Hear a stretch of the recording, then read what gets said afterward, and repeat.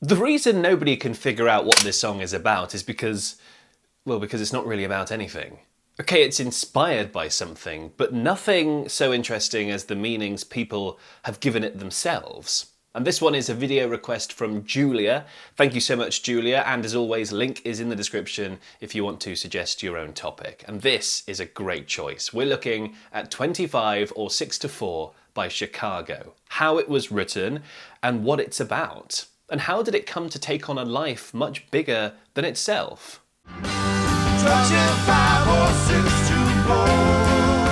Right, so first of all, let's start with that name. What the bloody hell is 25 or 6 to 4 supposed to mean? Is it some secret code? Is it some betting odds? Well, not exactly. In fact, it's nothing really exciting. It's just the time that was showing on the clock when Robert Lamb was figuring out the first scraps of the song. It was an old grandmother's clock on the wall. I couldn't quite make out what the time was, but the hands on the clock were somewhere around 25 or 26 to 4 a.m. But that's not the point. The magic of this song isn't in big meanings or clever lyrics. Sure, the little bit of mystery helps bring you in, but for me this song is about the whole package. That brilliant intro, an infectious guitar line, and an amazing horn section that just lifts everything else. It's one of those songs that just keeps on giving. So how did it go from looking at a clock in the wee hours of the morning to trying to figure out a song to becoming an absolute rock classic?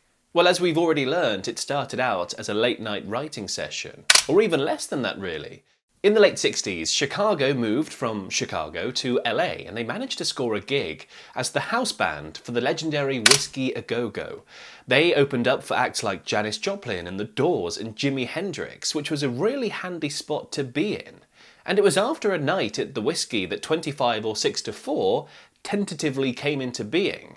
Robert Lamb was trying to unwind and sat down at his piano tinkering about, burning the midnight oil. I sat down at the piano and started playing something like the riff, the famous riff from the song 25 or 6 to 4, which had no name and had no lyrics yet. And I just kind of fooled around with it for maybe half an hour. Looked out over the city of Hollywood, looking at the lights on the tall buildings. So that was like flashing lights against the sky lyric. Flashing lights against the sky.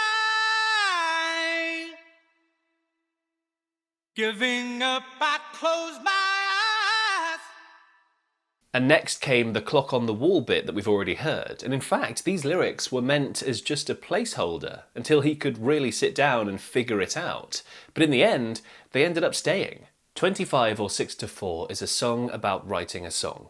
Robert was laying on the floor of his house in the Hollywood Hills looking over the city of Los Angeles just before dawn. He had been up all night. Waiting for the break of day. Searching for something to say.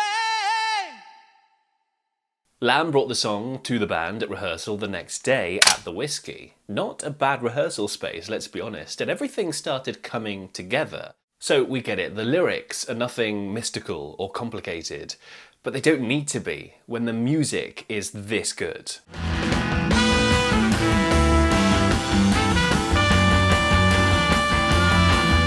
And sadly, I can only play tiny amounts of music in these videos because of YouTube's copyright robots, but over on my Patreon page, I upload special versions of all my videos with much more of the music for a better experience. It's patreon.com/musicmongoose if you're interested. Now, circling back to the lyrics, there's a strange and quite a nasty story about how bassist Peter Cetera sang them. He had a run-in with some baseball fans. Some sources say Marines, at a Chicago versus LA game. Cetera was cheering on his Chicago boys, who won. He also had long hair. For these awful crimes, he was badly beaten by multiple LA fans. They broke his jaw in 3 pieces. And as a result, when the time came to record vocals for the song, his jaw was wired shut, and rather than wait, he sang the song through clenched teeth, which actually became his signature. When they cut the wires off, I was afraid of my jaw sticking open again, so I don't really open my mouth a lot when I sing. Now earlier I mentioned that people have put their own meanings on this song, and this is true in a lot of different ways. Firstly, people have misinterpreted the lyrics to the extent the song was even banned in Singapore. And secondly, through a tragic twist of events, 25 or 6 to 4 became a symbol in the fight to make American schools safer. Now, I'll do the misinterpretation of thing first, because, as usual, everyone thought this song was about drugs.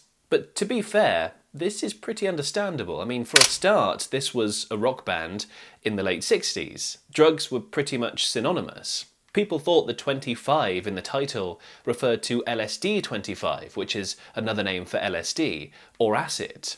Wanting just to stay awake, wondering how much I can take. Ooh, should I try to do some more? 25 or 6 to 4. I mean, yeah, with lyrics like that, it's hard to believe it's not about drugs. But Lamb has denied that the song has anything to do with drugs. But what about the safer schools I mentioned? Well, 25 or 6 to 4 became a sort of symbol for the safe schools for Alex moment. So back in 2018, a former student at Marjorie Stoneman Douglas High School in Parkland, Florida, walked into the school and opened fire. He killed 17 people and injured 17 others, and the community was obviously devastated. And amongst the casualties that day was a 14-year-old kid named Alex. He played trombone and baritone in the school's marching band. He was also a huge Chicago fan, and he particularly loved the song 25 or 6 to 4. His father, Max, became an advocate for school safety reforms, and when Chicago heard about all of this, they were deeply moved. As a tribute, Alex's classmates in the band recorded a new version of 25 or 6 to 4 with Chicago's support. Members of Chicago helped promote the song and its message of healing and unity. They even played a show in Palm Beach, inviting over 1,000 of the students, families and staff of Marjorie Stoneman Douglas High School. And of course, they dedicated 25 or 6 to 4 to Alex. Their open support helped give the Safe Schools for Alex campaign traction and exposure, and 25 or 6 to 4 became a classic example of when a song becomes much bigger than itself. We've closed the show with that thing forever. It's become an anthem. And I think it was always going to be a classic. It's just got all the hallmarks. And to think, it kind of just came out of nothing. Now, I've done another video about Chicago and how the song If You Leave Me Now completely changed everything for the band. If you fancy it, you can click over there for that one next.